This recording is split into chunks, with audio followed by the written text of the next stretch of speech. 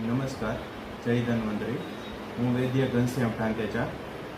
સૌને આજે એક ઇન્સિડન્ટ કેસ વિશે માહિતી આપણે કરવાના છીએ. આ એક કેસ છે રેખાબેન ડાંગ કરીને.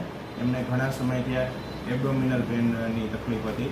રિપોર્ટને એવું કરે એન્ડોસ્કોપીની અંદર એચ પાયલોટી ઇન્ફેક્શનનું ડૉક્ટરોનું કહેવાનું હતું અને સાથે બીજી પણ તકલીફ હતી. એલોપેથી સારવાર 2 થી 3 ડૉક્ટર પાસેથી લીધેલી છે.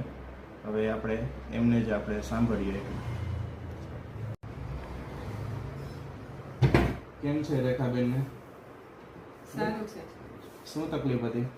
એમને પેટમાં ઝીણું ક્યારેક દુખા કરતું, અવારનવાર થાય, પાછું નોર્મલ થઈ જાય, પાછું દુખવા માંડે. કેટલા સમયથી આ દુખાવો હતો? એ 3-4 મહિના સુધી રહ્યો એવો દુખાવો. હા.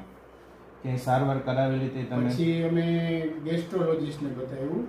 એમને જે ટેસ્ટ કરવાના થતા હોય બધા ટેસ્ટ કર્યા અને એમાં એચ પાયલોરા ઇન્ફેક્શનનું એન્ડોસ્કોપી દ્વારા એન્ડોસ્કોપી કર્યું. હા, એન્ડોસ્કોપી કર્યું ને એમાં એવું આવ્યું કે એમને એચ પાયલોરાનું ઇન્ફેક્શન લાગ્યું છે. એટલે એમની 3-4 મહિના દવા કરી, એનાથી રાહત હતી પણ સાવ નહોતું મળ્યું.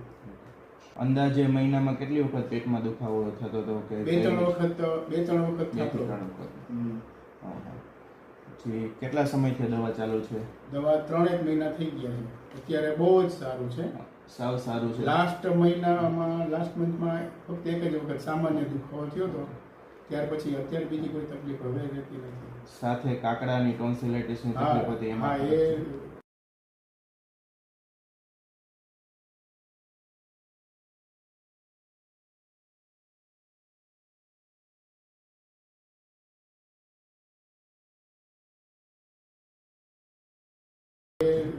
ઘણા વર્ષોથી એકદમ હેવી પ્રોબ્લેમ હતો. એકદમ ફૂલેલા જ કાકડા રહેતા.